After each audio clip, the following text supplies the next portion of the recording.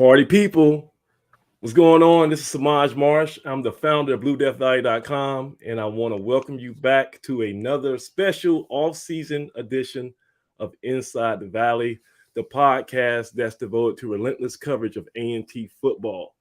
And of course, to help me do this, I got two guys who are considered A&T royalty. First off, there's former A&T wide receiver and the Greensboro native, my man Doug Brown. Douglas, what's up? Gentlemen, what's up? Good to see you guys. What's up, Doug? Long time no see. Been a long time. And of course, my right-hand man, the brains of the operation, long time beat writer on BlueDeathValley.com and an A&T insider for over 2 decades. The one and only Craig Turner. Hey, what's up, guys? Hey, Aggie Pride, everybody. How y'all doing? Craig.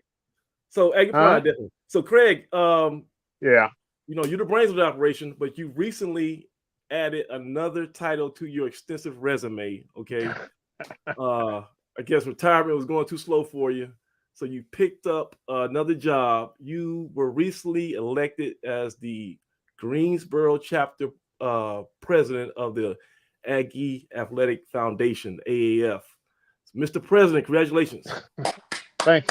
Thanks, guys. It was something I had not entertained until about 2 or 3 weeks ago, and I started seriously thinking about it. I figured I'd throw my name in a hat and see what happens. So just turned out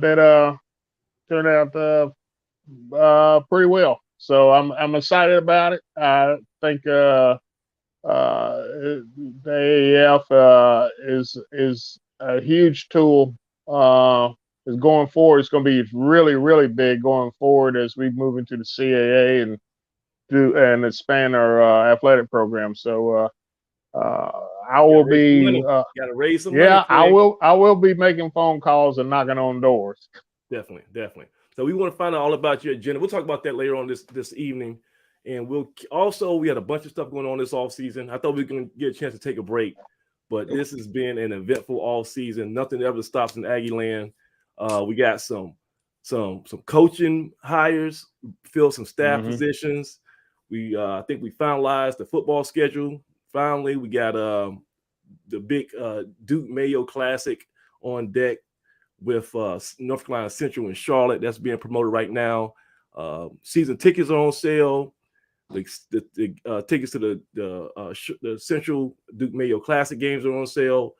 Still got the 1891 Club going on. Still have room for people to join and become a contributor and sponsor, a donor for A&T Athletics.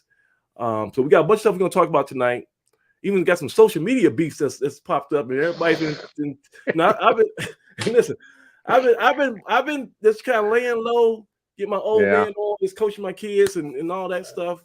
Looking forward to some high school football, and it's like people lost their damn minds over the last couple of weeks of this Twitter stuff, and got the SWAC and Grambling and hey, we don't talk about all that stuff tonight. But first off, before we get into all that, we want to bring in our special guest who was kind enough to join us on short notice. Click all of this thing. What's all that? On short notice, he is one of my favorite guys. He has a lot of energy. He has a little bit of edge to him. He is from the nation's capital, Washington, D.C. He and Doug, you and him kind of got something in common now with his uniform number 5. So let me hopefully I didn't get a chance to go through this, but hopefully I pronounced this correctly. Let me bring in our starting rover this year, Mr. Mikhail Salahuddin. Hey. How did I do? Is that close? Michael Salahuddin. You almost close, man. Man, listen. I was practicing all day. You just butchered the man's name, man. Nah, you butchered. Hey, Michael. I've been doing it my whole life. They really got you at the spring game, man. It was awful. They had like 4 times, and usually, the PA announcer is on point, but they tried everything. They said Mikhail, they said Michael. They started throwing in like syllables where it didn't even need to be, so it was wild. It's all good. I'm gonna make sure they get it right this year. Say it one more time. Say it one more time. Mikhail Salahuddin. Mikhail Salahuddin. Yes, sir. Got it. We'll not forget it. Hey, My man. how y'all doing today? Hey, we doing Oh, awesome. doing great, man. How you doing? I'm doing well.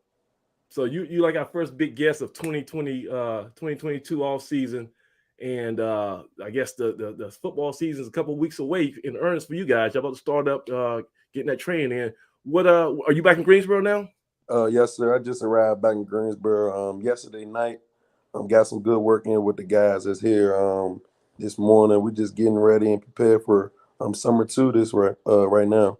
Summer school part 2. Okay. Yes, so sir. When does fall camp officially begin for you guys? I believe it begins at the end of beginning of August. I believe so.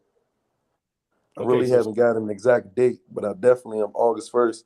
I should be expecting to put some type of helmets and shoulder pads on. but I know you. I mean, you've been preparing. I've seen you around on social media. I've seen you, on the yard.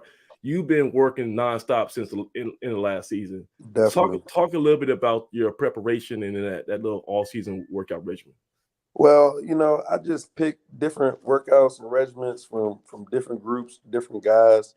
I'm an independent guy. I kind of, just like to, get my work in on my own, kind of bring Stucky with me or one of my free safeties or one of my corners, just kind of get it in with my teammate. But I do like to, have some type of organization behind it. So I do, work out with a numerous of, trainers such as Grind. When I go to Pittsburgh, I kind of work out with 2 Tims. When I'm in Washington, D.C., I work out with, Coach Mo Gibson. So, I have a lot of different trainers that I'll train with. Network. You got a network of guys. A network in a circle that I have. But when I'm really, really, really getting it in, I'm with one of my teammates for sure. And so I just kind of, like to steal different techniques from all my trainers and just put it all in one bag. All right. So look here, guys. Now, your story is so unique, and I want to start at the beginning. We're gonna get all through it. We got you here tonight. We're gonna hold you hostage for a few minutes at least and find your story. So, but right now you are playing the rover position, right? You're playing safety rover. Okay, kind of move around a little bit. And for the novice football fans, explain to them what your kind of primary responsibilities are on the football. So my primary, I always have to stop the run. I'm the run guy. When that B gap opens, I'm the one that needs to be there first, causing havoc.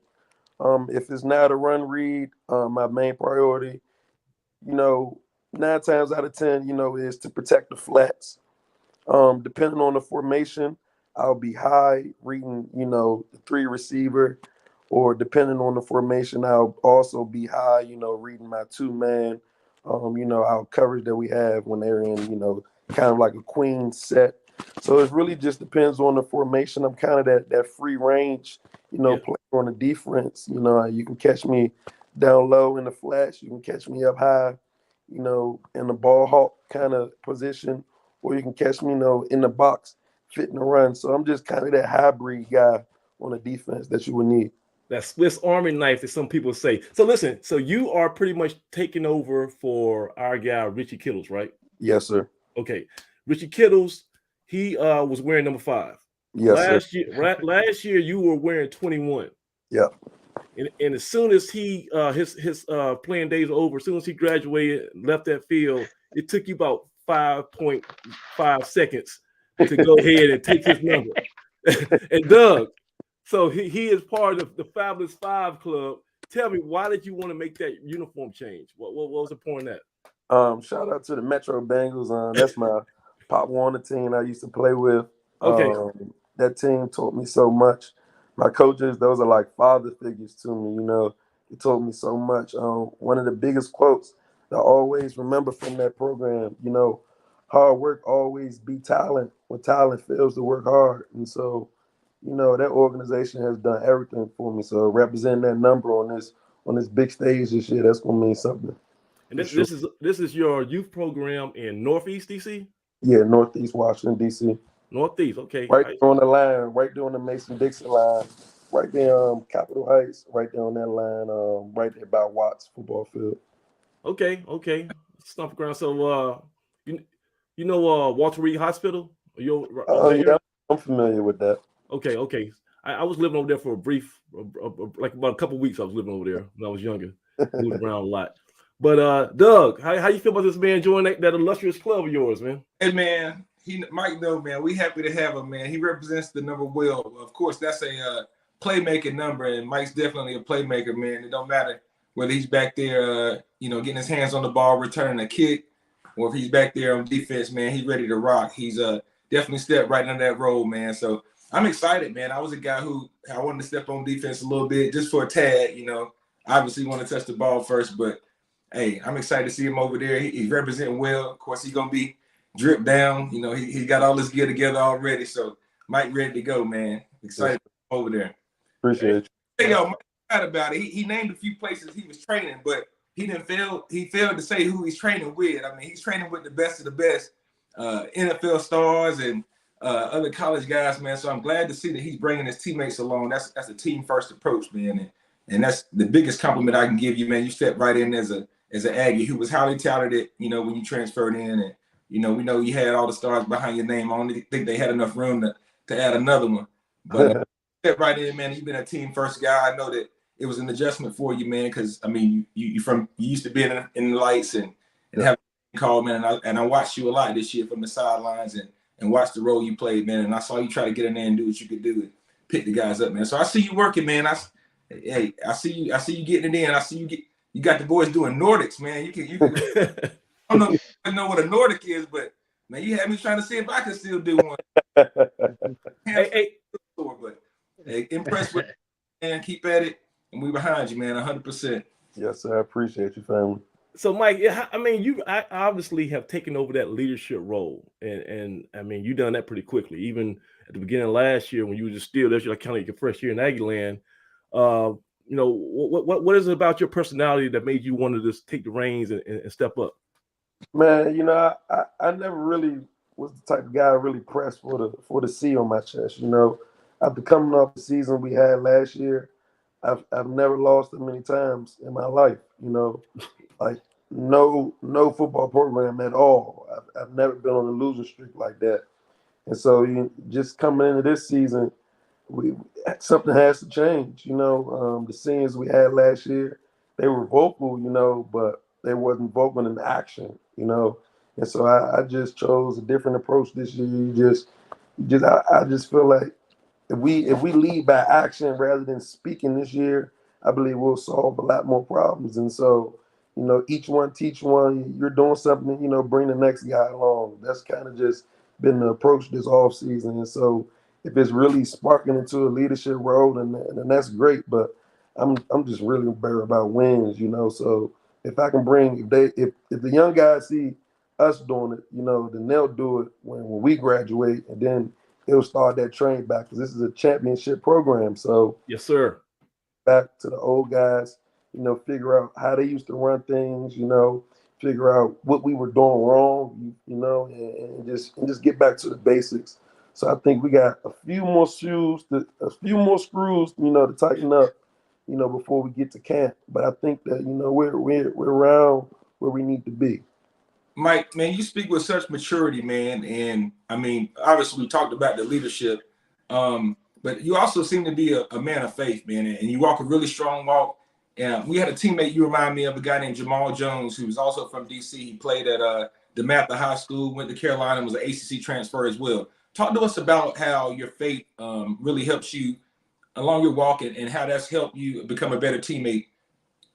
Well, I'm actually Muslim, and I really wasn't big on faith until my injury. When I was in Pittsburgh, I really don't like to speak on it, but I had a crazy injury with my knee, and I was like, faith really, like, it was cool it really wasn't like important. I wouldn't say non-important, that it wasn't non-important to me.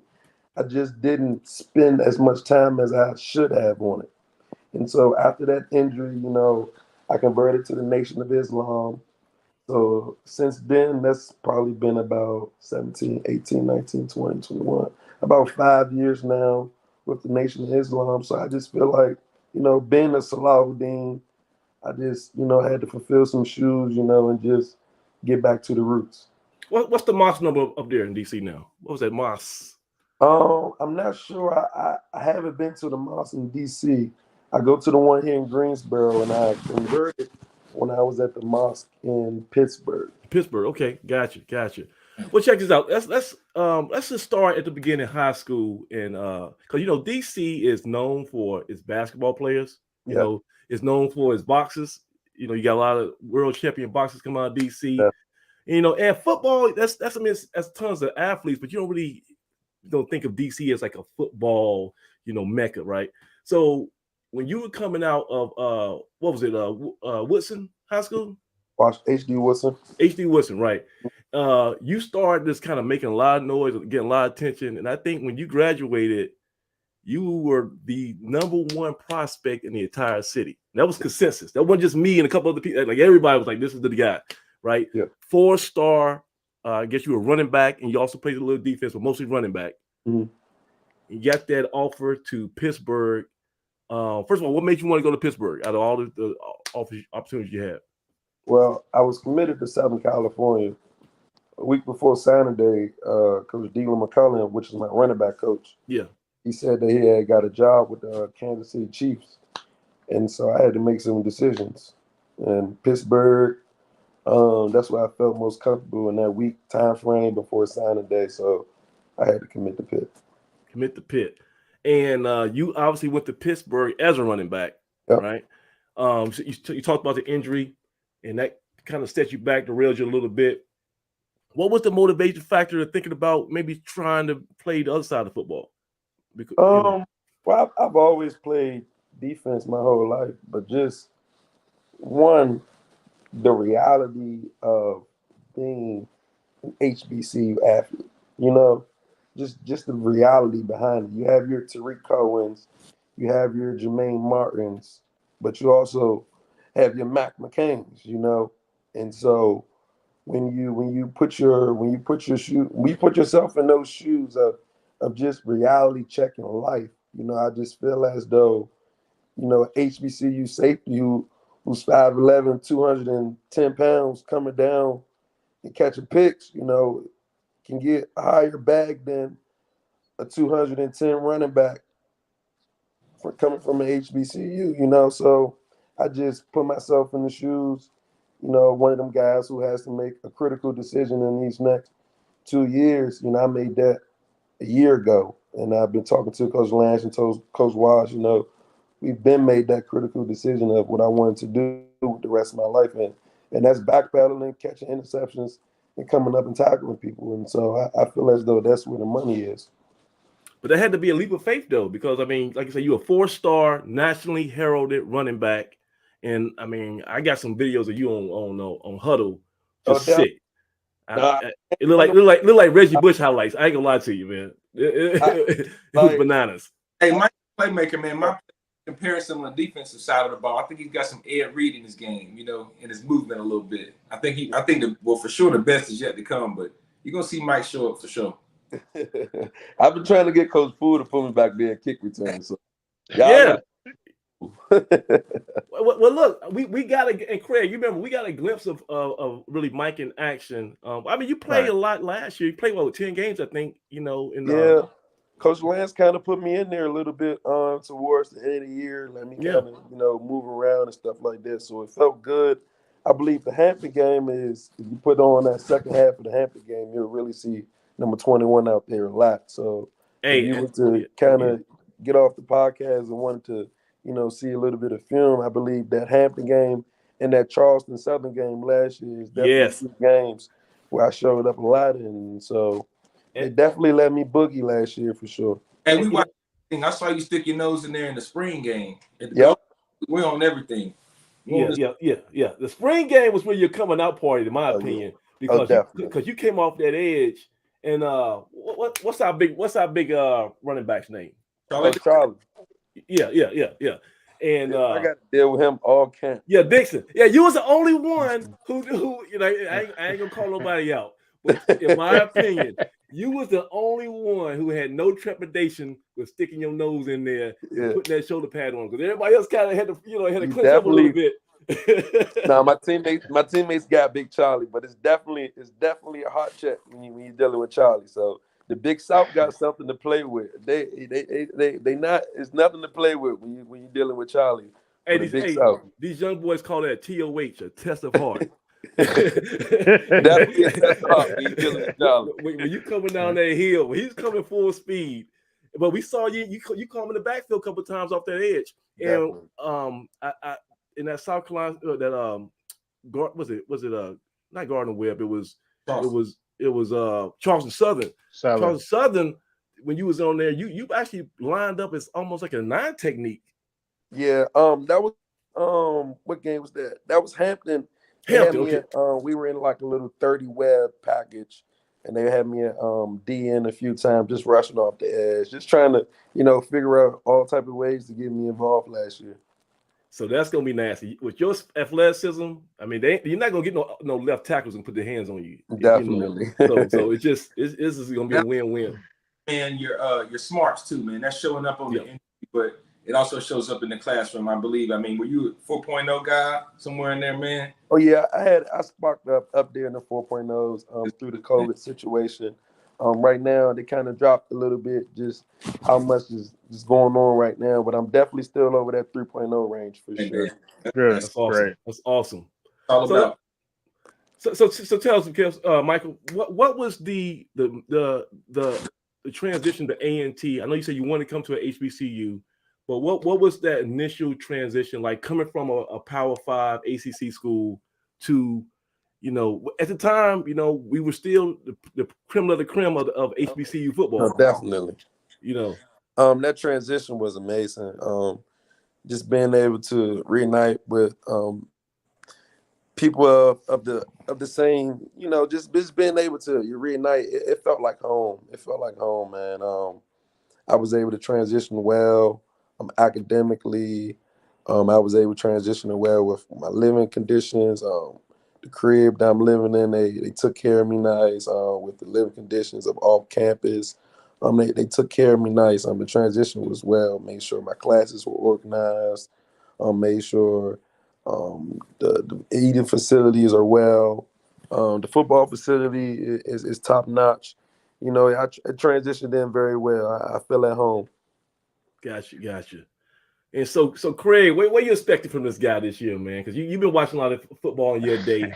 And I tell you, man, he's my guy. I put a little star by number 5 as soon as I saw him in the spring. I was like, okay, we got one there. Well, Rover is the heart and soul of the defense that we run under Sam Washington. No doubt about it. Without a Rover, we're lost. So I suspect Michael is probably going to open a whole lot of eyes, not only in Greensboro, but in the NFL scouts that'll be coming down through here. Yeah. Young man, you're extremely talented. Sky's the limit. Your leadership skills was what I really think will make a huge difference on that defense this year. Definitely. So look here, Michael. So we got you at the Rover, right? On the other side of the field, we got Big Joe Stuckey, right? Yes, sir. And then inside, you take your pick. We got Jacob. You might have King. Who else we looking at that linebacker? Who's somebody's a factor? Is Kyan's coming back? Kyan Howard. So Kyan's coming back. I don't forget. Then again, I shouldn't even have said that. I should have just sneak up. No. Listen. I should have just let him sneak up. Listen, don't blame me. Blame A&T, because I don't know if he's graduated, if he got another year left. I should have let Big Kyan sneak up. Man. Hey, all I need to tell you, Kyan's in tip-top shape right now. So he lost a couple LBs. Yeah, you're gonna see a wonderful Kyan Howard, a transformed Kyan Howard. So number 3, he's wearing 3 right now. I believe he's gonna make a huge transition this year. I got you, man. I got you. Give me one more guy to watch for. Tell me one more dark horse that people are sleeping on right now on that defense. Jermaine McDaniel. Oh, okay. Jermaine McDaniel. I just feel as though, he's just frustrated with being frustrated with not getting the acknowledgement he deserves. He's in the backfield in the blink of an eye. Like, Yeah. and when he's in the boundary on my side, his communication is so well. We're able to anticipate things before it happens. Like we're able to communicate. Okay, their hands are heavy. Their hands are heavy in the dirt right now, man. All right, well, I'm going to cheat closer to the line, closer to you, so I can get closer to my B guy. Like, that's just stuff Maine is able to, communicate with being in the game for so long. And so it's just a blessing to have him around. Okay. Hey, Mr. Need No Introductions. That's what I used to call him. When he first stepped on the field, his first game at A&T, he had like 3 sacks against Elon. So yeah, animal. He's an animal. And then we got that secondary that's revamped. We got your boy Karan Prunty, from Kansas. Yeah, he's a lockdown. Amir still Amir. He ain't going nowhere. Don't forget about a very young Cole. Hey, that's Doug. Don't forget about Cole. No, I wasn't aware of Cole, but Doug pulled me to the side and like this guy got next up. Yeah. And he looks the part. Different. He's different. He looks the part. He's different. Hey, Mike, I'm getting kind of excited right now, man. When I'm not on the field, it won't miss a beat. Like, what's going to be the hardest part this year is trying to figure out how we can get me, him, and Stuckey on the field at the same time. That's what we're going to have to try to figure out. And so it's going to be amazing for this defense on what we can do. That's what I call one of those good problems to have, though. You know? And somebody who's going to have to be responsible for that decision is your new defensive back coach. Yeah. Mr. Jason, I can't mess up 2 names in one show. So I actually don't want to mess up his name as either. So I just been calling him Coach right now until I 100% get the name down. So hey, Craig, take a shot at it. You got Mike Renas. Yeah, it's Greek. It's Greek. Jason, say one more time. Let me get it right. You have to pronounce the way it's spelled. Okay. Now you made me forget what I was saying. Macarenas. Okay. No. Macrinas. It's Coach Marinos. No, it's a K in there. It's a K. All I have to say is he's a wonderful coach. That's it. How about that? He's got credentials. All right, Coach just brought a lot of knowledge to the room. A lot of knowledge. Him with the information that Coach Walsh has and the new school information that Coach is bringing to the table. It's wonderful. So has those the assimilation of those new coaches on the staff, has that been smooth and well received by everybody? Definitely been smooth. Those coaches have stepped in, gave great introductions and just came in like they were family. That's awesome. And I see those guys on social media too. Those guys got a little bit of new school in them. Definitely. Yeah. All right. So Mike, we're gonna let you go. But one thing I know about DC guys, from I stayed in Alexandria growing up for a minute. I've been in the city. DC guys, it's not negative, but y'all known for having some hustle in you. You guys can make things happen, right?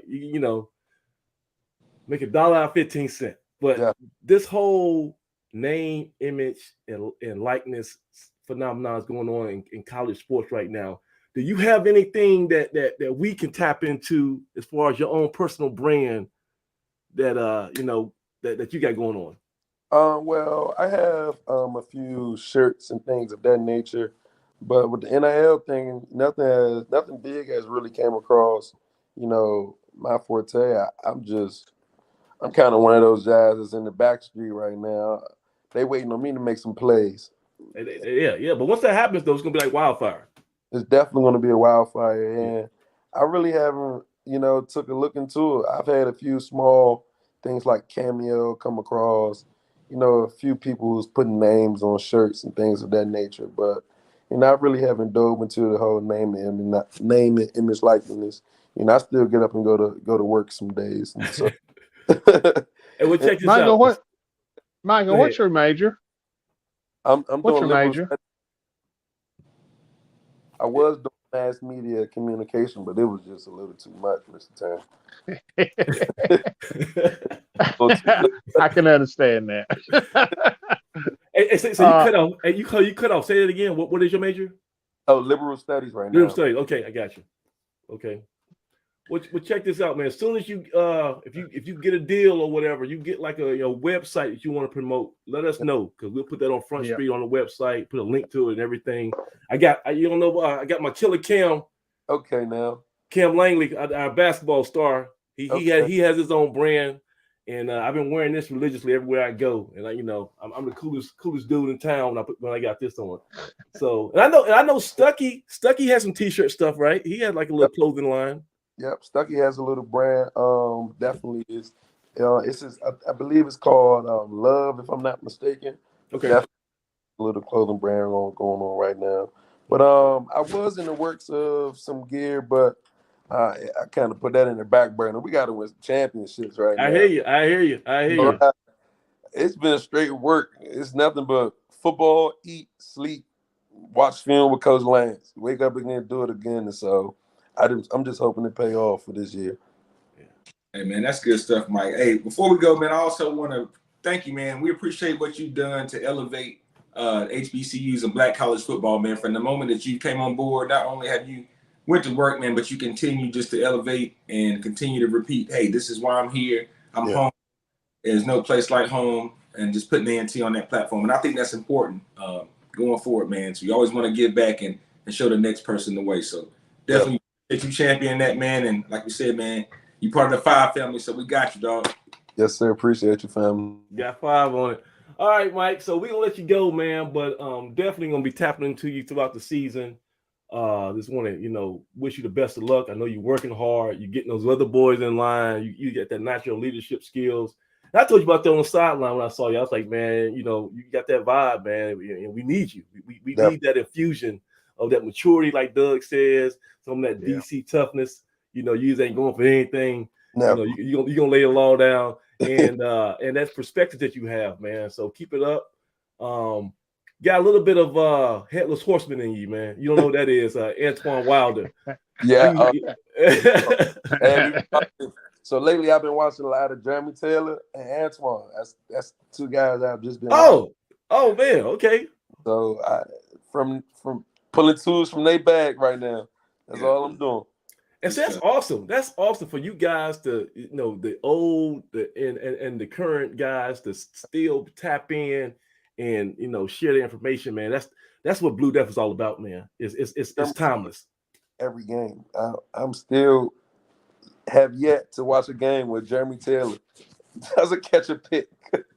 Yeah. That last season was crazy. Yeah. They're going to throw it to you. All you got to do is catch it and knock it down. Definitely. That's it. All right, Mike. So thank you so much for coming out tonight. I know you got a busy schedule. We're going to let you go. But best of luck. Stay healthy. Keep working hard. We're going to see you pretty soon, a couple weeks here at outside that practice field at Aggie Stadium. You guys going to be laying the lumber out there. Can't wait. That new and improved Blue Death secondary. Sounds good. I appreciate y'all for having me. No problem. Thanks a lot, man. Take care. Hey, man. Awesome. Dang. Yeah. So was that a start off to a show or what? Yeah, man. I mean, what spoken, smart kid, man. I was impressed with how much he knew about the scheme and what his role is. He's a man with a plan, isn't he? I like that he knew that what he wanted to accomplish when he came to A&T, and he's got a path, and I think it's right there for him, man. I tell guys all the time. As my father used to tell me, if you're good, they're going to find you. You can play anywhere, but he really knows what it takes to get there. I mean, he sees it firsthand. The last video I saw, he was, working out with those guys in Pittsburgh with Aaron Donald. So he knows. Oh, wow. Okay. He's not joking around when he's saying, he's got a plan and he knows his path. So I'm excited to see him go out there and execute it. Talented kid. Sky's the limit, man. I wanted to know how he ended up on the other side of the ball and what his motivation was, but it's nice to know that his motivation lined up with why I thought he went over there. He realizes that that's his path to the NFL. We're seeing running back position now, and a lot of guys that can tote the ball, man, and they're gonna come in and pick up. But if you can run and hit, jump and catch, man, there's a spot for you, especially coming from the HBCU, man. You know, that's kind of where we've been able to put our guys in the league. So we'll see. And Craig, man, I'm telling you, I just got those headless horseman vibes, man. I'm telling you, it just seems like this. If you close your eyes, it sounds like the headless horseman, don't it? I think that back seven is set. I think the back seven on our defense is in real good hands. So we'll see what happens at the defensive tackle spots, because that's the only question mark that I see this early going into the summer. Is what is going to be that dynamic at the defensive tackle spot? But the ends, outside backers, inside, secondary corners and safeties, we're good. Guys, we sat here, well, not quite this time last year, but early last year, and we just raved about our depth. So I'll say it, we where we need to be. You know, we know that we're efficient. It settles in throughout the season, and all those guys are going to have their chance to play at some point, and we're going to need them to step up and play. But it's nice to have them in the stable when the season starts. And I meant to tell Mike, you stay away from Charlie Dixon in camp. Don't be trying to step up. Don't be trying to tackle that dude, man. Don't be trying to tackle that guy. Just push him on out of bounds. Hey, listen. Charlie Dixon is the definition of a business decision. You got to make sure. And look, you only got so many bullets in your gun. You got to make sure a life-changing decision. End of life decision. Get out the way. Stay off his knees and get out the way. Tag. Stay up. They need to probably put a red shirt on Charlie Dixon for the whole camp. We did put the red shirt on last football season. We did bubble wrap last spring football season. Did we? Yeah. Did we? Well, Mr. Martin. Did we? Because obviously something still went awry. Well, I'll just say this: early on, you let him go. You know, you get camp going early, but at some point, you tap on the shoulder and take his helmet off and push him to the sideline and say it's more important 2 weeks from now than it is right now. You know. Yeah. We'll be ready. I like that. Good stuff. Isn't that exciting, man? Gosh, man. Dude, man, listen. Right here. Hey, listen. If anybody has seen that interview, do me a favor. Y'all need to go ahead and get these season tickets. Go ahead and get your ticket to the Central game in Charlotte, and go ahead and join that 1891 club. Go to BlueDeathValley.com. You can get a link to all that stuff. Go to our fan forum. Also, I just put in the fan forum under the football board. We got a thread talking about this podcast. It's called what's the name of it? Back by popular demand, Inside the Valley, June 28th at 7:30 p.m. If you go on our fan forum on the website, there's a link at the very inside that thread. It says join the show, and you can become an instant live guest on our show tonight. If you got something to say, a question, any type of, we got some non-Aggies in the mix, I'm sure, watching this right now, and that's been Craig. You were you in the middle of all that stuff, that whole social media back and forth? I was watching. I got some popcorn. Was watching for the sidelines to see where the daggers were being thrown at. I don't know what started it, but it was like somebody got mad at A&T, then JSU got involved, and Grambling got involved, and then we were. Yeah, it started out between A&T and JSU folks, and then all of a sudden Grambling got in the middle of it and pushed JSU out to the side, and they took over. So it didn't make a whole lot of sense to me, but them bitter Bengals down there in Grambling still, I see it. All right. So I guess Grambling has like a new lease on life ever since Hugh Jackson arrived. Right, as their head coach. So I guess they're like the bee's knees now of the SWAC. Well, everybody down there in the SWAC is trying to grab a little of that sunshine that Dion has brought into that league. Yeah. And so which is good. I mean, that's great. I mean, that's what they do in the SWAC. It's they're about the shiny jingly objects and stuff like that. A&T, we're lunch pail kids. I mean, we get up and go to work and take care of our business. low key, but hey, we got the trophy room to show for it. I don't see it coming out of the swag. That sounds like my Yankees got the trophy room to show for it. So Hey. those Houston Astros, all they do is cheat, and anytime they, all they, I'm sorry. We'll talk about that later, Thrill. Well, actually, that's a pretty good segue because listen. So you've been happy the whole show and all summer long. I know what happened in the last series. You came up to New York and you shut us out and all that stuff. We'll talk about it. Listen, we on the right way. Aaron Judge sent you home the right way. It's okay. We'll talk about that later. Well, listen. Actually, we had to do this show today. Usually we do our shows kind of like on Thursday or towards the end of the week, but we had to put this show in the mix. For one, our friend A&T Roy was, he was going crazy on the board, demanding that we get back to to our podcast schedule. So we had to put something together for T Roy.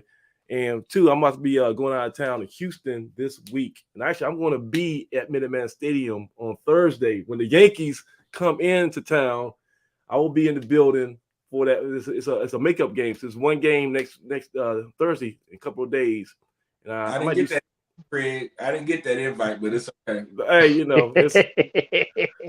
I got to check on. I got to go down there and check on Tamadre too, because I heard he's starting trouble out there in Houston. So I got to go slow him down. Oh Lord, Lord. Yeah, but guys, so let's just talk about this whole offseason because there's been a lot of stuff that's going on. First of all, the last time we had a show, we were wrapping up the spring game, and all the exciting faces and players we saw in the spring game. I guess we're gonna get the second part of some of those position battles in a couple of weeks when this fall camp starts.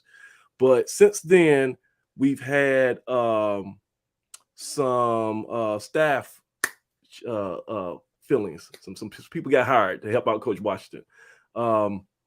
Take me back, Craig. Who left? We had our longtime assistant head coach and running back coach, Sean Gibbs. He went to Fort Valley State as the head coach. And he took our defensive linebacker, inside linebacker coach, Denzel Jones, with him. And Denzel is going to be the defensive coordinator at Fort Valley State. Then a couple weeks later, Courtney Cord. He went to the enemy. He went back home to his alma mater, and he will be the defense coordinator for Central. We'll see them Labor Day weekend in Durham at Bank of America Stadium. So that's gonna be kind of awkward seeing him across the field. So that created a couple of staff vacancies, and Coach Washington took his time. We were kind of wondering like, hey, what's going on? You're gonna be shorthanded the whole year.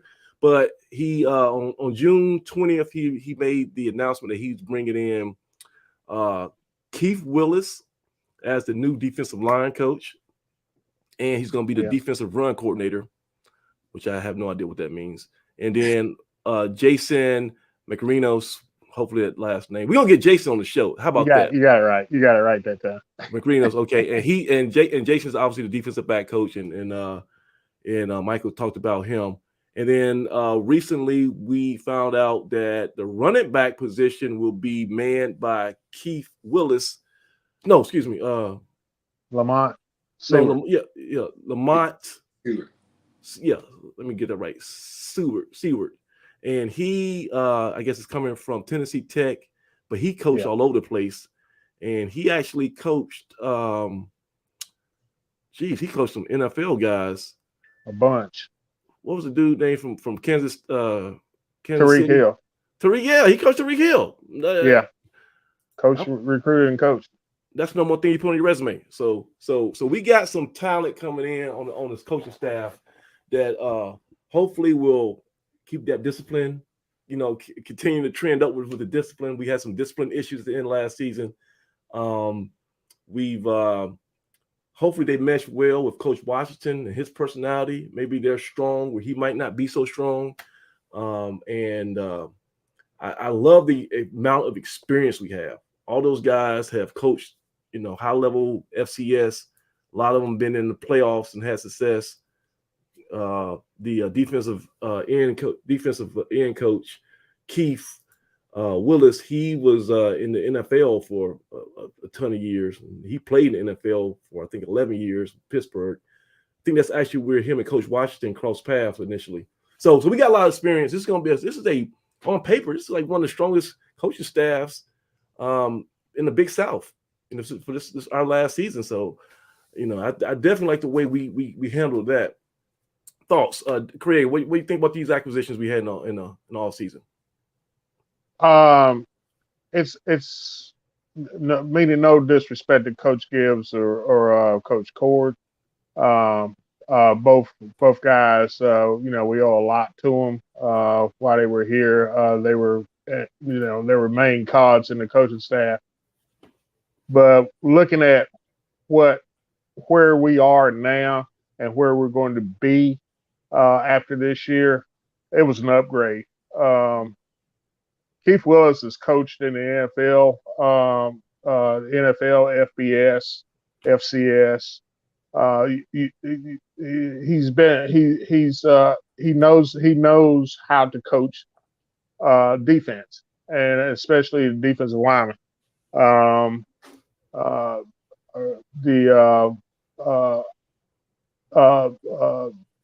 Seward has a real good resume. Was a wide receiver at Western Carolina, and back in the 90s, and was a exceptional ball player there, an All-American there, and then worked on that Georgia Southern when Georgia Southern was still in the FCS and was running roughshod over everybody. It was coaching those running backs down there, right. And that was a tough bunch. So yeah, we and then he's gone on and been as associate head coach, been offensive coordinator. So you've got some really talented kids. Mike Reno's has come down here from Kent State, and Kent State was a bowl team last year, the FBS bowl team. So this is a older, probably a much more mature coaching staff, and I think you're going to see a change in the way we operate and the way we practice too. I'll be looking at that very closely once camp opens up, because the vibe. If anybody's been following anything on social media and looking at the vibe that's in the locker room in the off-season workouts, much more upbeat, much more energetic. So we'll see how things turn out. But right now on paper, I think we helped ourselves. All right, so Doug, I want to get your thoughts, but real quick, let me bring in our first viewer, I guess, of the night, Mr. Aggie 94. Let me throw him in the mix. Aggie 94. What's going on? Hey, turn on your mic. I hear the echo. How's that? You good? Is that good for everybody? It's good. Yeah. All right. So we talk about this new coaching staff, and have you been following some of the news of the announcements of the guys added coming to the staff of Coach Washington?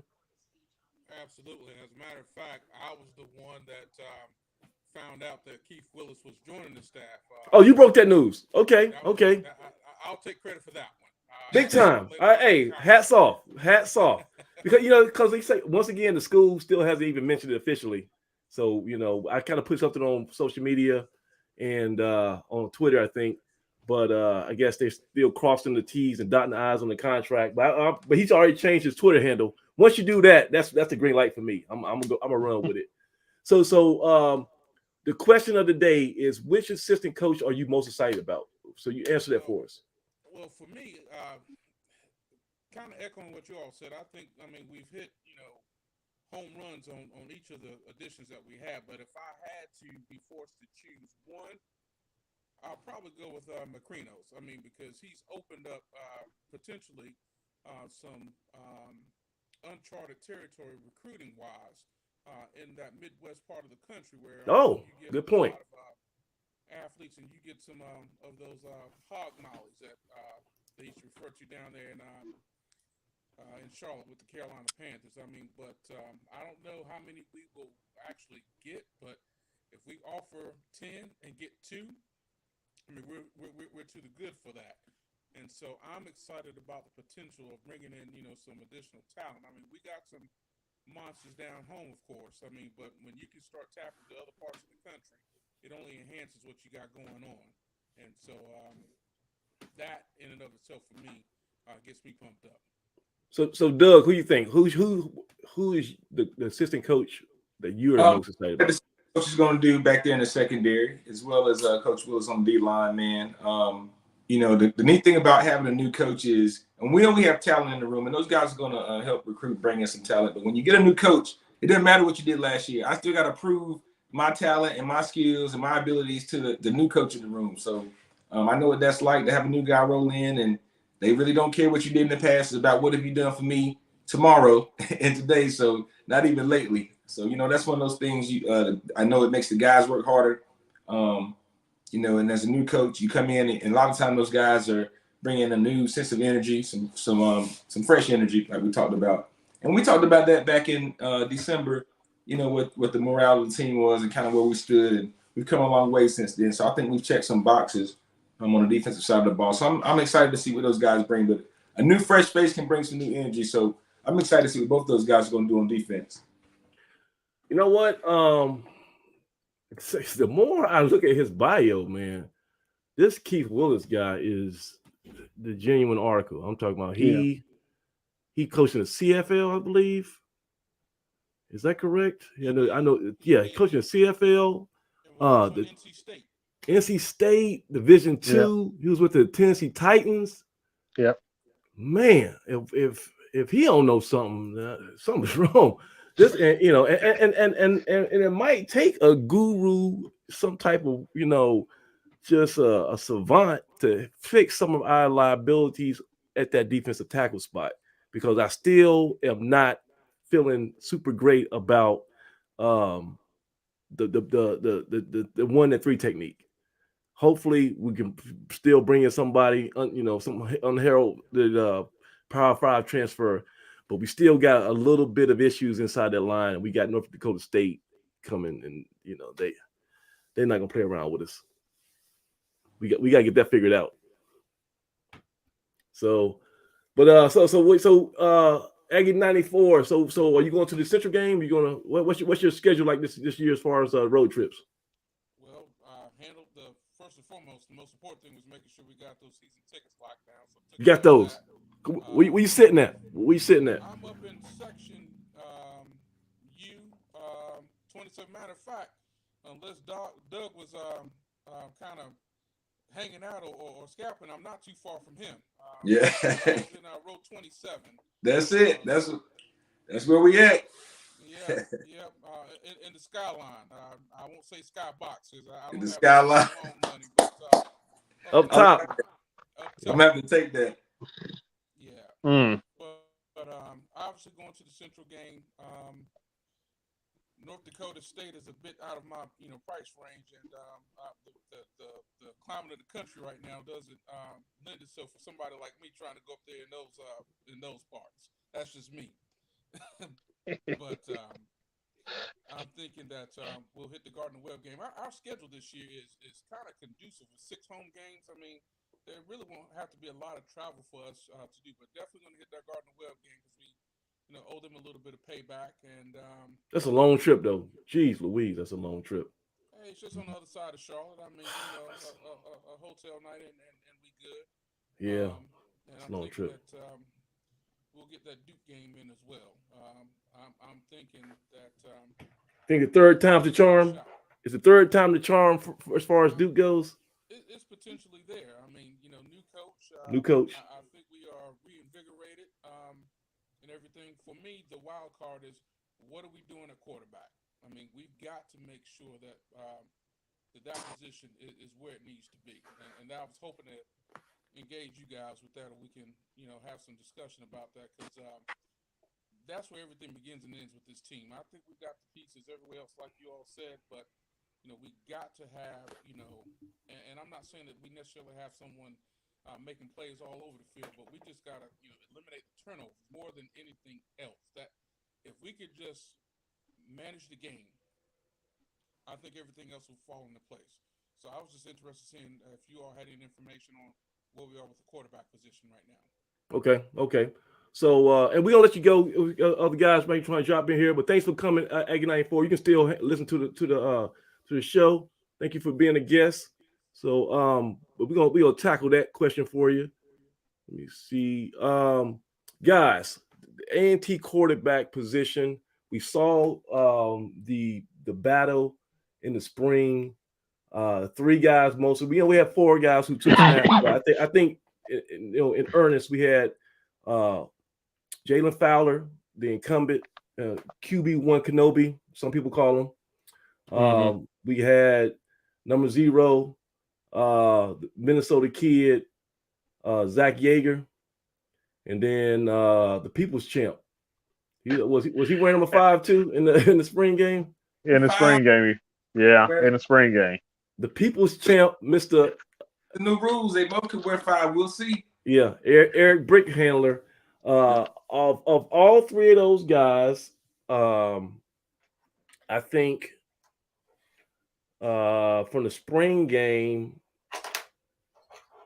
I think Brickhandler probably captured the most people's imagination because he had some flash plays and he threw a nice little touchdown in the red zone. My gut feeling still though is that come Labor Day weekend in Charlotte, you're gonna see number 1 out there. I think his just expertise, knowledge of the offense, and he's a hard worker. I think he's probably improved more than a lot of people imagine his last couple of weeks. So my gut feeling is you're gonna see Jalen Fowler as a number 1 week 1 starter. What about you, Doug? Where you leaning? I'm there as well. I think you roll Jalen out week 1 for sure. I think he takes your first snap of 2023 season down in Charlotte, and then you go from there. I definitely think it's a competition in camp. You want to give all those guys a chance to go out there and compete and see what they can do with with. We lost your sound. Say it again. The coach in me says you roll number 1 out there, and he is a veteran. He's been there. He's been on. If he hadn't been in the game, he's been on the sidelines in some big games, and he's seen the big lights, and he knows what it takes. And it's just a matter of going out there and getting it done. So you roll him out week 1, and that's where you start the season with. Now, Craig, are you sold on that? Because I see your face, and you got a real bad poker face. You got a real bad poker face, my friend. So what are your thoughts on the position battle? I need 3 cards.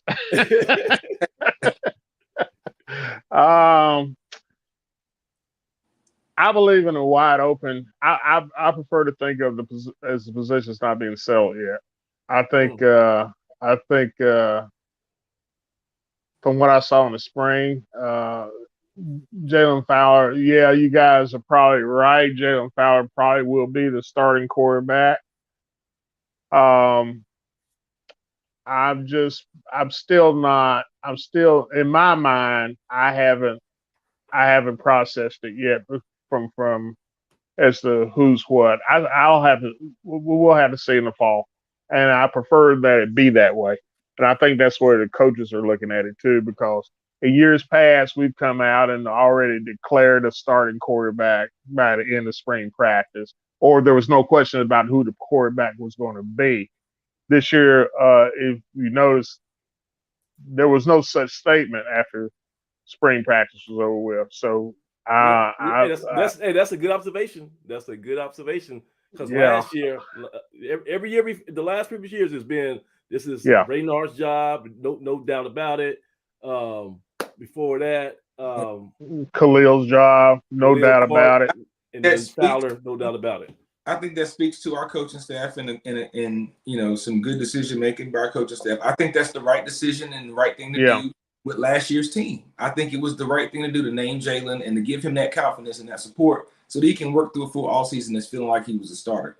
I think for this team, it's a total 180. I think it's best not to name a starter, to let all you guys know in the room that, hey, it is an open competition. Even if you feel like in the back of your mind, when it comes down to it, we're probably going to roll them out day one. But in this camp, I want them to feel like it's not day one. I want them to feel like, hey, I can earn it. And you don't want to give a sense of entitlement to the new guys coming in. You want them to feel like they came in and earned it, because the pressure's going to be there anyway. The expectations are going to be there.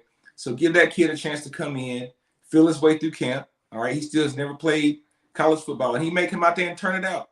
He may be the man. It might be an Allen Hooker situation. When he takes over, that's our guy, and we can roll. But you also don't want to roll him out there and, something bad happen. Not jinxing anything, but if, have a bad play or make a mistake and then you ruin his confidence or shake his confidence early. Seems like a pretty confident kid, as does Jaeger. And I got confidence in all those guys. But I think coaching-wise, that's the plan for now. And that changes every week. That's the reason why there's a depth chart on the board in the office, because, with the little sticky note, you can move them and it slide and it changes week to week, so you pray for good help and you hope the guys are ready to go when it's time to go. So we'll see. But right. Competition. I got a bold prediction. So give me the bullhorn. Okay. The first of the offseason. All right, this is my bold prediction. Whoever is the starter in the South Carolina State game will be the starter for the remainder of the year. So whoever they put in to start the South Carolina State game in week 4 will start every game for the remainder of the 2022 season. Because you starting off against your arch rival in Charlotte, right? Right. Then you go to North Dakota State, and then you go on a short week. You come back to Duke, and then I think you got a bye, right? Do we have a bye before we play South Carolina State? You got a bye somewhere in there, right? Yeah, I think so. So I think at that point there's going to be enough body of evidence, enough information for the coaching staff to look at, good or bad, and they're going to determine, okay, this is, because we still nobody wants to lose to South Carolina State. That's not just a regular non-conference game. It has huge just implications as far as the HBCU world, everything. Yeah. Coach Washington, him and Buddy Pugh have such a great relationship. That game lose is big. Central either. You can't lose them. You don't want to lose anything. I'm not looking past NCCU because I can tell you they're going to be better. They're going to be better. If nothing else, they're going to be better defensively. Now, offensively, they may still have some issues, but defensively, they're going to be better. They're going to be tough. They'll know they're going to have some familiarity with us. Anytime you're playing a neutral site game, to me, that factors in, and it's a rivalry game. Hey, Doug, what is that stadium like? What is that stadium like? Because you've been in there a couple of times, right? Bank of America. I never played in it. Last time we played down there, I think it was '99, if I'm not mistaken. 2003, I thought, when y'all went to the. We played in Memorial Stadium the last. Memorial. Okay. 2002, we played the South Carolina State game in Atlanta in the old Georgia Dome, and so we haven't played. In the Panther Stadium since, I want to say, '99, the year that we blew out South Carolina State. Ramondo North and those guys went off. North took the kickoff back to the house and pulled the shirt up and showed the Superman shirt. We won that game. We broke them off nice. I think Hicks had a game the next year, 2000, against South Carolina State, and he ran for like 330 yards. He went crazy his first year. Okay. Maurice Hicks. Maybe I had a game. Yeah. But yeah, man, we'll see. But I'm thinking let's say Jalen Fowler wins the starting job out of fall camp, right? He goes to Central. He beats Central, right? Because he beat Central last year. I mean, that's not some, better. And if not, then your quarterback situation is already settled, right? Come out of that game. You lose to Central, it will be. Right. So he goes to Central, right? Let's say he goes to Central, and he got 2 games in a row where he's on the road. They're going to be huge underdogs, right? Right. If he somehow gets, you know, a miraculous upset victory in one or two of those games, all right, football's football, anything can happen. Or just play well. Or just play well. That's it. That's it. If he just plays well, just play well. If he just has a good showing after those first 3 games, and then, you know, I'm pretty sure there's might be some opportunities for everybody to play against Duke and I get North Dakota State. Yeah, let me see what's wrong with Doug's stuff. Come back, Doug. So there's probably some opportunities for Duke for the bench to get some opportunities against Duke and North Dakota State. Yeah, they're going to be a chance to sit back, evaluate all the quarterbacks, you know, in the mix, and then they say, well, this is who we're going to go with for South Carolina State. And I think South Carolina State, that game is going to establish that this is the guy. Because you can't. I don't think you can have a platoon system. And this is not like Florida when they had Tim Tebow and what's the kid name from Charlotte? I forget his name. Who's that top quarterback? Hey, Doug, you're mute. You're mute. I'm sorry, you would be referring to Chris Lee. Chris Lee, yeah. So I don't think, you know, I don't think that we are going to have a Chris Lee and Tim Tebow situation, or, you know, 3-headed monster. I think one guy's gonna have to pretty much stand above the rest. Well, and I would like to see, and you know, that's not, you know, my call, my job, but I'd like to see the guys get in there and have a package for, you know, different quarterbacks week 1. You know, being that you're going to go against the defensive coordinator who's somewhat familiar with your number 1 QB and his talents. So I think you can add a little spice to your game plan by mixing it up week 1. Week 1. Yeah, but you got to make some decisions for sure. About, you know, the longevity of your season, and who gives you the best chance to win in that particular game. But I think you're right, Bill. I think going into the South Carolina State game, you want to have things figured out. All right. Head coach Doug Brown. Okay, give me your take on this. So this is an important season, right? This is our last season in the Big South. We're probably going to be when they have the whole media day stuff. For the conference, we'll probably be voted by the coaches in the media preseason favorites or runner-up or top, you know, 3rd place. We're going to be pretty high in the rankings. You'll be either first or second. First or second, first or second. Yeah. So there's going to be some expectations, and you know, everybody thinks it's a bounce back year. Got new coaches, some new players, right? So as a coach, how do you handle those 2 early road games to start the season? I mean, do you put all your eggs in those baskets and say, no, I'm just going to try to win a football game? Or like, is there any strategy? Do you not expose some people to that if you have a choice? Like, what's the mindset? I mean, the good part about it is you have all offseason to plan for it. And, you know, in a team like North Dakota State, not looking past Central, but starting with the North Dakota State game, that's a game that you pretty much had on your schedule for 4 years, 3 or 4 years, right? That's right. Yeah. Pretty much who they were and what you're going out there to face from the start. So although your personnel's changed, your coaching staff changed, some of your qualities, some of your ideas and things you want to do on defense, you might have to adjust a little bit, but it's still the same game when you go out there and you know what you're going to face. So whatever game plan, whatever ideas we had in place, we probably still have some of those things in place in terms of our plan and how we want to approach that trip out to North Dakota State. And being that Central's your first game, you always prepare for your first game, and it's on your mind all season long. So I'd kind of say both those games you kind of package together and you kind of plan throughout the year, not looking past Central, but you have an idea what you're going to do for both games. Probably have had some talks about what you're looking to do personnel-wise and how you're going to kind of run those couple weeks. And even going past on through the bye, you know, you kind of look at that schedule. You look at each week and you say, hey, this is how we expect things to go. And, of course, things go crazy and go different, and injuries come into play. So that, you know, obviously governs what you do week to week personnel-wise. But you definitely take a look at the schedule and you look and see, you know, how it's going to lay out, how travel's going to affect you. That's a long trip out there, and you want to think about, you know, the entire schedule in your season.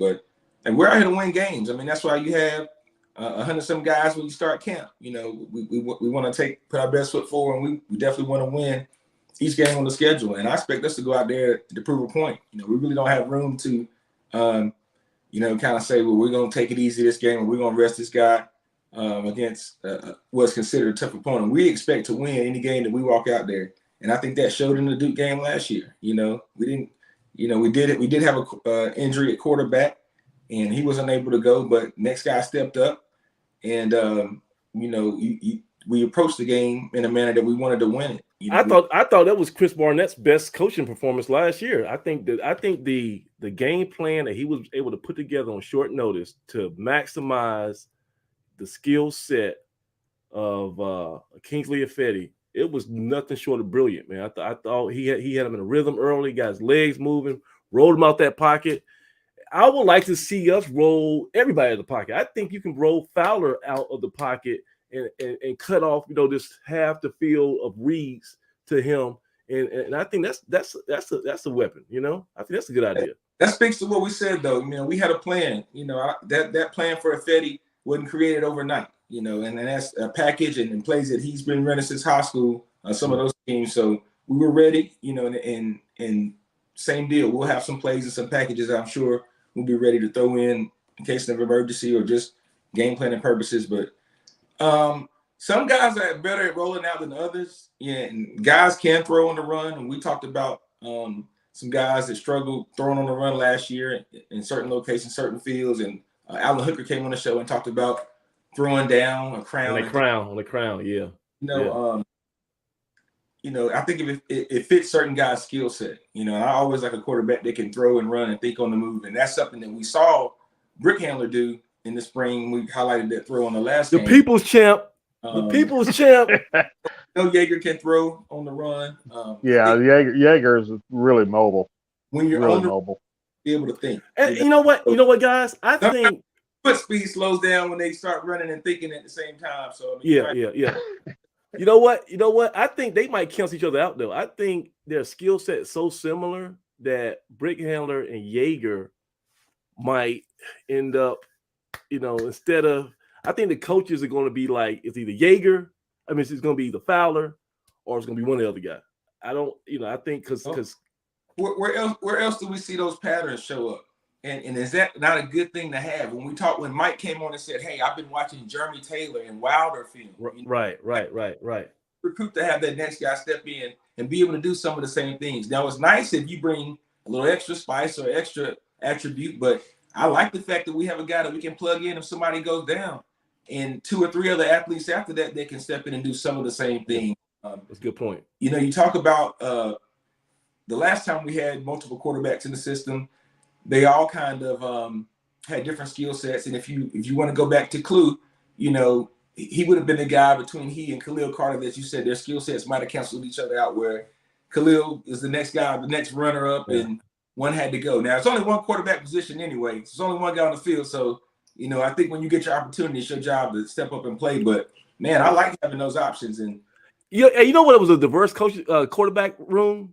Your 2003 year when you had Rico Watkins, Marshall Glenn, what was it? Rankins. Yeah, Randall Rankins.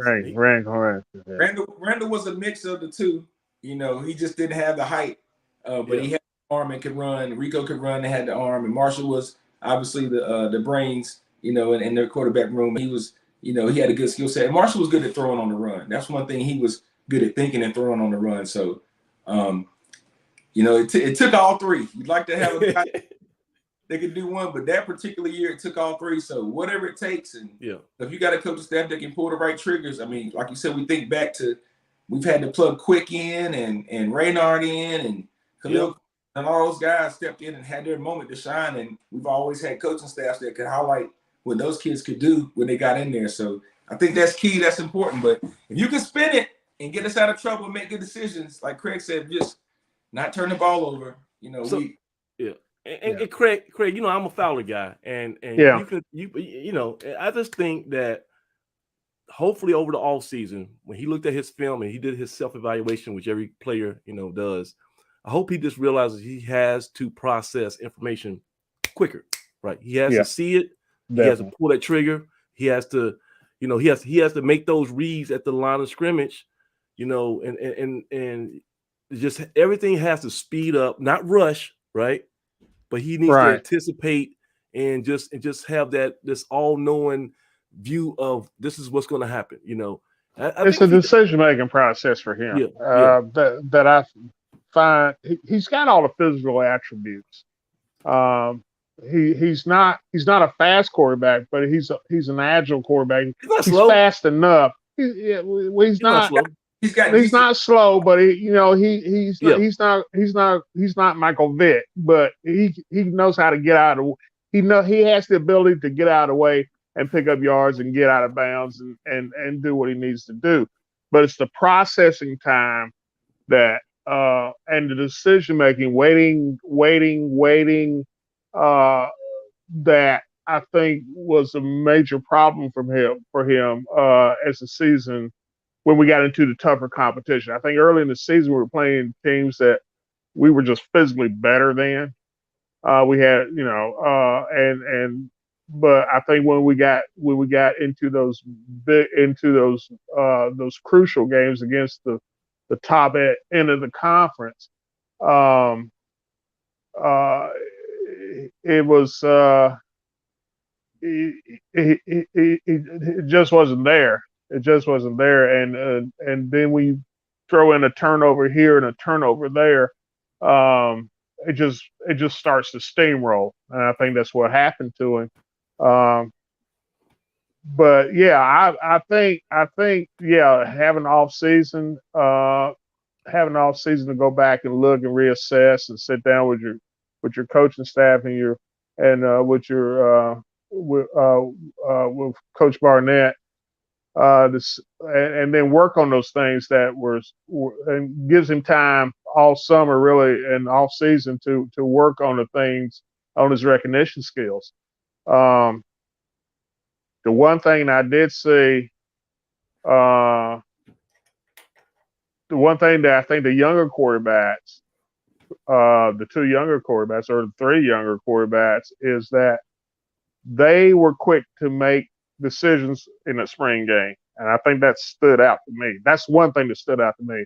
I thought Yeager did a real credible job. I thought Brick Handler did a real good job of getting the ball out early and quickly, and being on time with it. They weren't waiting for people to clear.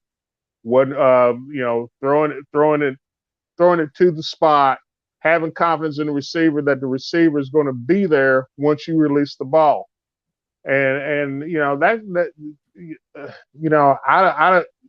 can have all kinds of theories of whether it's coaching or whether it's the receivers, but a lot of it just has to do with the mental aspect of it, of having enough confidence in your ability to make those decisions and not be so afraid of turning the ball over that you actually turn the ball over.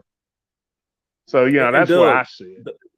Doug, and that's one of the things I liked about the People's Champ, Brick Handler, is that he doesn't have happy feet, but he has no problem with stepping up and if you overcommit and you miss a blitz, he's going to get you for 15 yards. He's kind of like Kyler Murray, not as explosive and elusive, but he's somebody who makes you afraid to blitz, because if he gets outside the pocket, he's going to be a running back. He's going to make you pay. He's going to be a running back. Yeah, and Yeager's the same way. Yep. Yeah, those guys play all 53.5 yards. And it puts pressure on the defense, especially out there in the flats. And those guys know, hey, I got to step up. If I commit to run, there's a guy behind me. He can dump it off behind me.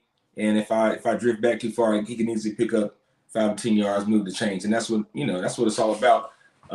He's got quick feet.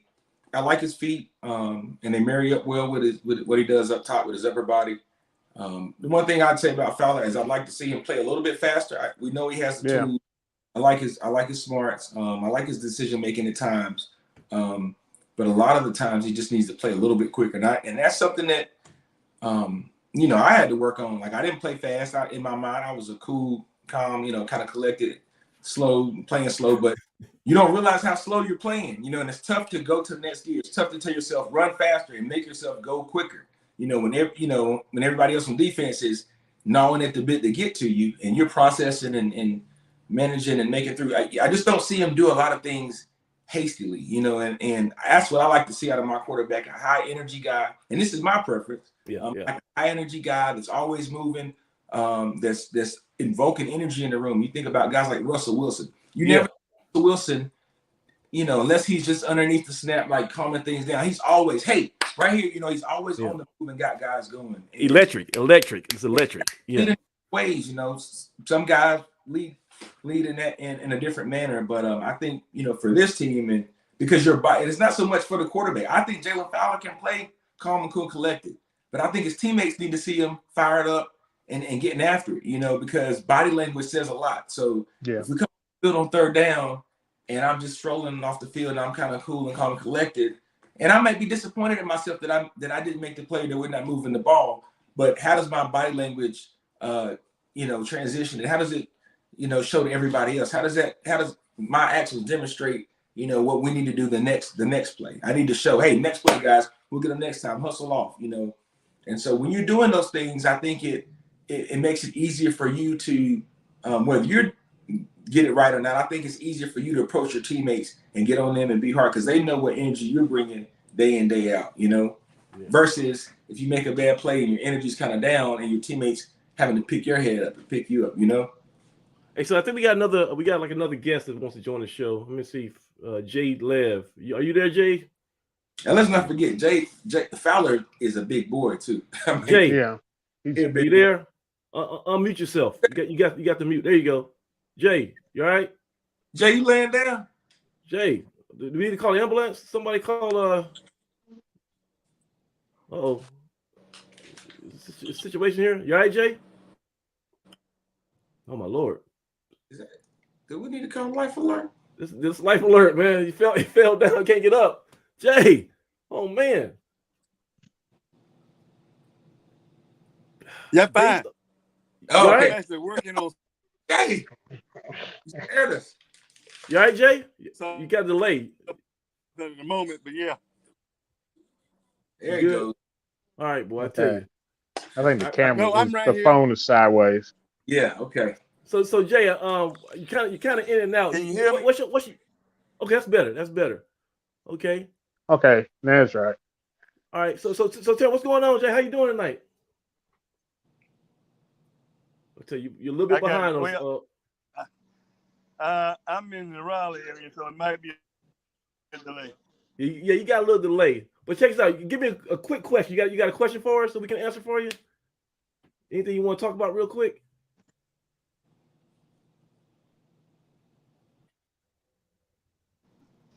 This is great live TV right here. What do you say? I say I'm ready for some football. That's about it. I hear you, Jay. All right. Well, thank you for supporting the show, man. And you kind of got a bad signal, so we gonna let you go. But keep watching, supporting the show. Oh, also, what I need you to do, Jay, if you haven't joined it, you gotta join the 1891 Club. Are you familiar with the 1891 Club? I'm familiar with it. All right. In fact, a partner of mine and I had suggested something like that probably 30 years ago.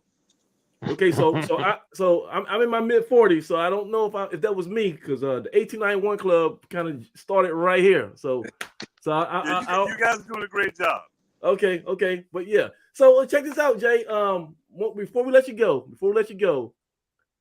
we got a whole bunch of quarterbacks on the roster. Which quarterback are you the most excited about for 2022? I'm the most excited about whichever one can get the job done. I hear you. Hey, you're preaching right now. I just want to get the job done. I'd like to see some execution, and I want to see a guy who's confident behind the line. Okay. So a little bit of pocket presence, right? Yeah. Okay. Hey, Jay, are you gonna be in Charlotte for that Central? I'll be in Charlotte all weekend. Oh man, okay. You're gonna be doing it big. Are you with like an alumni group, or you just got friends out there? What's I'm an alumni group. My pastime is RV, and I'll be down there with the RV group. Quick, and from A&T. How much does it cost you to fill up your RV? I gotta know. Come right now. How much does it cost to fill that bad boy up? I don't want to talk about it. Yeah, I got to hear it. I got to know. It's triple digits. I don't want to talk about it. Man, hey, those bad boys look good when you at the, like, you know, they have at the Coliseum, Craig. They have the RV shows. Yeah, Me and my yeah. wife, we go every year, and then we look at the door and the price tag. We go back home and say, you know. But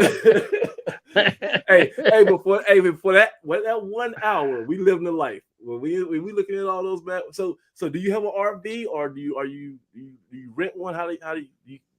I'm actually one of the ones that helped set up the RV sites at the stadium. Oh, okay. Wow.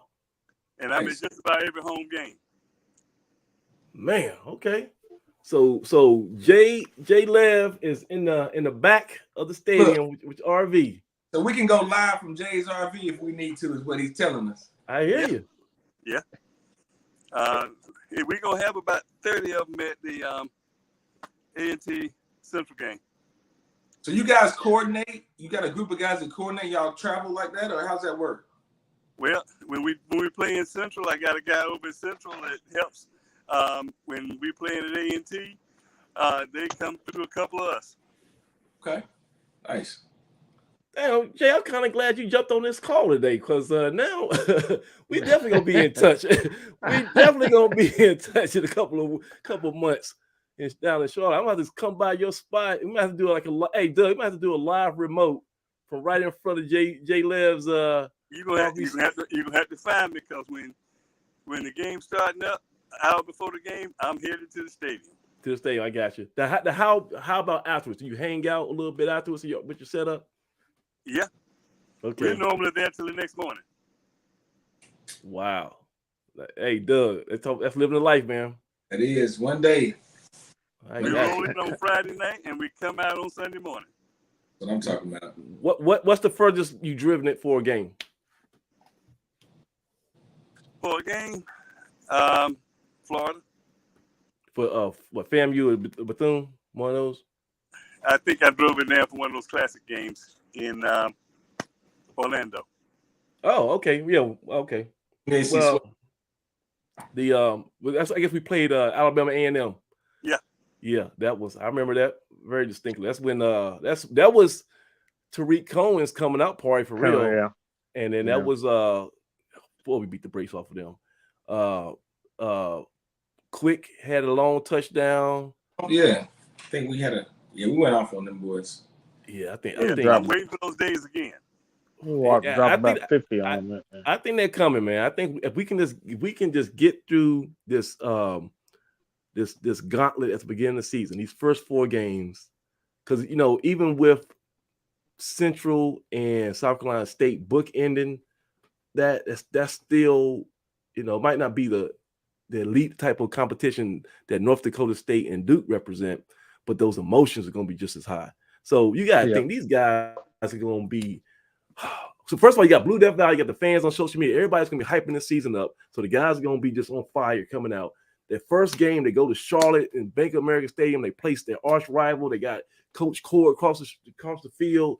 And everybody's just, everything's flying around. Whatever happens that game, win, lose, or draw, they got to get on the plane and fly to North Dakota State for like the defending back-to-back national champions, North Dakota State Bison. Then they got a short week. I don't know who scheduled that, Earl Hilton. You got a short week, and you're playing on Friday in Durham. Is it Friday or Thursday? Is it Friday again? It's a Friday night game, I believe. Friday night in Durham. And that new coach is probably going to run the school and endear himself to their fans. And then you get 1 week to lick your wounds, and you got to play the defending Celebration Bowl HBCU national champion South Carolina State Bulldogs. That's a hell of a 4-week opener. That's a crazy month. So if we get past all that and we're still standing in some capacity, I like our chances the rest of the way. And I think the last game was what, North? Say again? Yeah. Football fan, you gotta love it. Yep. All right, Jay Lev. So we'll see you. I'm sorry. Go ahead, Doug. Saying we're getting a classic in Charlotte. I mean, that's something that we've wanted since we've left there against the arch rival. You're playing a team like North Dakota State, which when we scheduled that game, I mean, that's to me, that's one of the biggest games in Aggie history, scheduling wise. You got South Carolina State still on the schedule, so yeah, man, I like those. We'll take it. And we noticed Central and South Carolina State want us bad. Oh, Doug, it's funny when FAMU was beating us all those years in the late 90s, mid 90s, and while Bill Hayes, he was in the paper, he said that he used to have his game playbook in his bathroom, in his restroom. Every time he used to go to the restroom, he would just look up the scout report on FAMU and study them. So he was always preparing he had always had FAMU circled.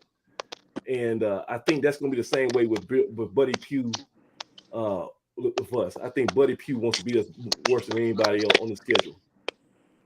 Is that my phone? Yeah. Is that my mic doing that? You hear that click in the background? Is that me? Somebody's typing something. I don't know. All right. So J Lab, we're gonna let you go. Thank you for joining the show. Don't be a stranger. And we'll see you in Charlotte, hopefully. I'll be there. All right. All right. We'll see you. All right. Okay. All right, guys. I think that was his computer. I heard some chopping going on. But that's cool, guy. J Lab's RV king. He's a king. I didn't know. And now we know. Don't judge a book by its cover. Y'all thought he was homeless at first. Y'all thought he was. What was up with old boy? He probably got more money than all of us. No doubt. RV. J Lev, that's my guy. He borrowed some money from J Lev. I ain't heard from Bobo. Bobo, for real. Hey, APB, we got about 10 more minutes, Bobo. Bobo, where you at? If you're out there, please check in. It won't be a show without Bobo. Hey, so real quick, Craig, we can wrap this up. Oh, by the way, we got a MLB update for all the haters in the building. In the mid of the 5th inning, your Houston Astros are winning 9-0 over the New York Mets. Going to the bottom of the 5th. Dang, so it's probably gonna get worse. It's probably gonna be one of them triple-digit beatdowns. 9-0 in the 5th inning. Do y'all only cheat when you play New York baseball teams? Come on now. Hey, all your little nonsense gonna get settled in 2 days on Thursday afternoon. We're gonna have to make a little wager on that game. I think you might have to wear a Yankees cap down there or something. Oh, we can figure something out. Hold on a second. Look, you're talking crazy now. Hold on. Let me switch up. Let's switch up for the second part of the show, for the last half of the show. This dude's talking ridiculous, man. Talking about some Yankees hats. They don't even sound right in this household. Hey, but check this out, guys. So, Craig, you are the newly elected president of the Greensboro chapter of the AAF, Aggie Athletic Foundation, the #1 financial support arm of A&T Athletics as far as the alumni go. Give us a little bit of rundown of your agenda. What can we expect from your leadership in Greensboro when it comes to the AAF?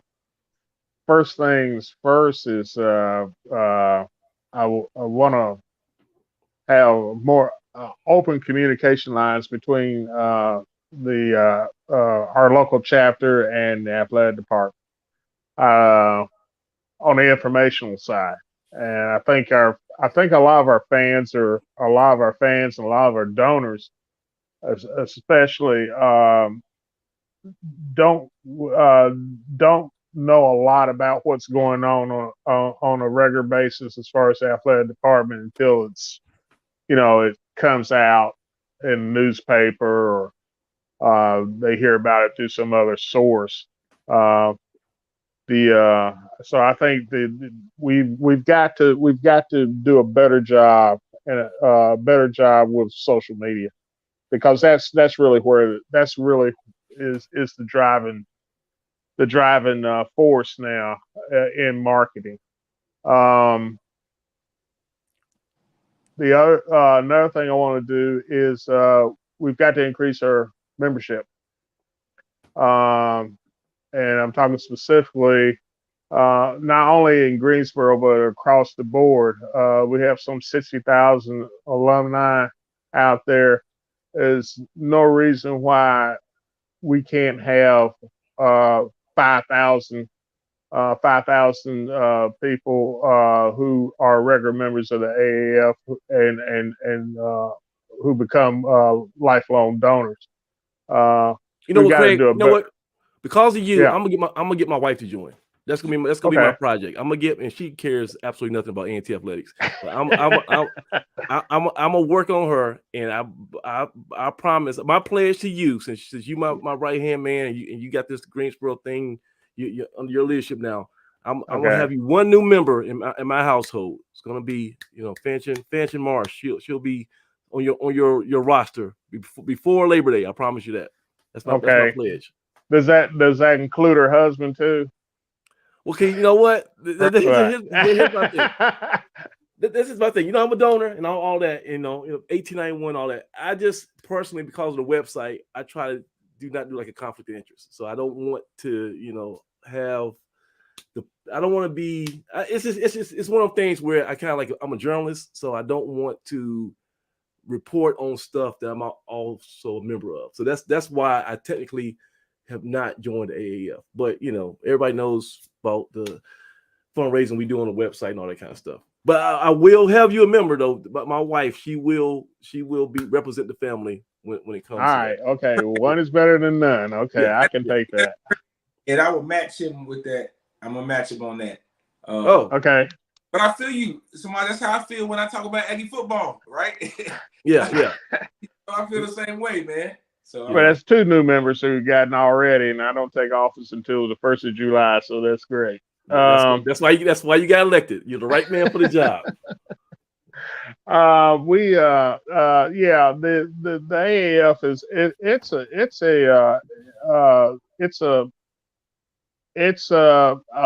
if you're really truly serious about A&T athletics and supporting the athletic program, I urge you to go out and contact. You either contact myself or contact go. If you don't have a chapter near you, go to the AAF website and become a member. And we'll get you to the people. We'll get you to the proper chapter as far as we can get. As close as we can get you. And like I said, the informational part of it, for those a lot of the AAF folks who live across the country and especially in the western part of the country, they follow A&T. Most of them follow A&T sports by reading BlueDeathValley.com. Not so much, and less so the university's website. And that's not a knock against the sports information department, but I think the conversational piece that we bring to it on Blue Death Valley and the different aspects and different opinions that all converge there with all A&T fans is something unique, and it makes A&T athletics special.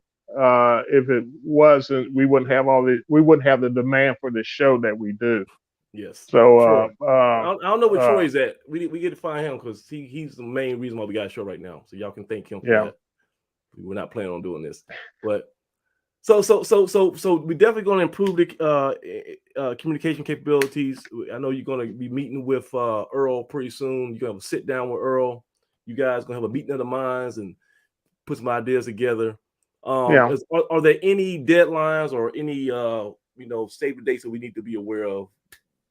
At this juncture, no. Okay. But there will, hopefully, after we meet, or after we meet with our athletic director, and we'll be and get the body together for inside the new fiscal year. We'll have some things to pique the interest of everybody out there and get people excited going into this fall and get that membership drive going, because that's going to be the key. That's going to be the key. The more people that we can bring into the AAF or the 1891 club, it's just a big plus.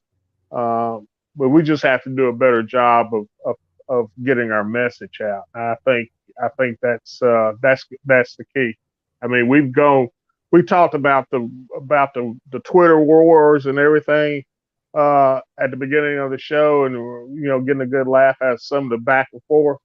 But that back and forth generates interest, and it generates clicks, and we want to turn those clicks into dollars. So that's where we need that's where we want to go with this thing, and do it with a purpose, and do it with some heartfelt zeal, and get excited again. I think COVID kind of took everybody out of the loop for almost 2 years, and now people have started getting back to normal life, and we need to take advantage of this. Take advantage of this new beginning, and start fresh. So that's what that's what the AAF is, or at least what I would like to see for us to do going forward. All right, guys. So he's one of us. He's Blue Death Valley. He's in the trenches. He's in the stadium next to you, and now he's not just talking about it. He's leading from the front. So everybody, let's help out our own, man. Let's help out our university, help out our fellow alumni. Let's start putting our money where our pride is. So Doug, I'm gonna give you the last word because we're about to get out of here. I need to watch this last couple of innings so I can enjoy, bask in this beatdown of New York. And that's the little sister. We're gonna get Big Brother on Thursday, but it's just a precursor. So Doug, give me a parting shot. Give me some last words for this show tonight. Man, just ready for the season. Excited to see where Aggie football is going to go. I'm glad that we are in a better position than we were in December. Everybody kind of was down towards the end of the year. But like I said, we've checked some boxes. We've addressed some needs. We filled out the coaching staff.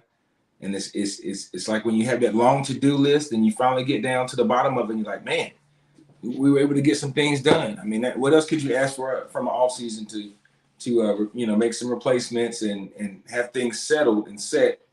You got your schedule in place, and now it's really the most exciting time of the year is like getting ready for the season. So the guys are working hard, coaches are working hard, and then now we get to just sit back and talk about it and speculate and talk big talk and see what happens. But 0-0. We'll see what we got, man. We'll put it down. It's gonna be here before you know it, guys. It's gonna be quick, man. Listen, it's already because my son's in high school and they're already doing their summer camp and they're out there all day. So everybody's doing 7-on-7. Football's in the air. Like you got the CFL on TV and the XFL and all that and the USFL, whatever. It's like everybody is just getting ready for that football season. Feels different. Doesn't feel like last year. Feels different, It feels different, man. I'm not sure what the stadium is going to do as far as the safety protocols. Are we still going to have the checkpoints? If so, I mean, it worked for me. It worked fine last year, but they might lose some of those restrictions, and that could cause more people to want to come out. The stadium might be more packed, more electric. We'll see. While we're stadium, I'd be remiss if I didn't mention and thank the Ross family for their contributions to. Oh, yeah, we had a big loss with I don't have much to say about it because it still seems like it's a process, still an ongoing process because we're losing more than the Ross family. We losing every damn body. I saw a thread on BlueDeathValley.com today. Almost made me want to cry.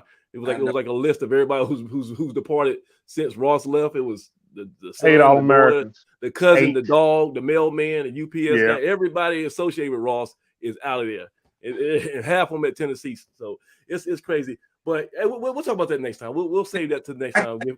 I don't plan on saying much more about it because I'm still tough. Still going through my stages of grief. But like you said, we it's one of those things we knew was coming at some point. But I like where he left us, and the stadium is still a home of the champions as of now. So we're ready to get back in there and put some more football banners, and hopefully one day some more track banners in this. Yeah, the story might not be over just yet. Yeah. Yeah. But guys, I want to thank y'all for taking time out to be a part of this. Everybody's watching at home, and Mr. Michael, what's the last name, Doug? Michael Salahuddin. Salahuddin. Yeah. Michael Salahuddin, the DC kid, DC's finest. Thank him for being a special guest tonight. He had an awesome story. You guys, when you get done with this, go back and replay this this podcast at the beginning. The first part of the show, we have our rover. I think he's going to be starting this year. Starting rover number 5, Michael Salahuddin from DC. He transferred from Pittsburgh, and he's been making impact, especially his leadership since he's been here. Yeah. Big things expected for him. He's going to kind of get that whole secondary revamped. But for him, my main Dougie Fresh, Doug Brown, and a new president, Mr. President, Craig Turner.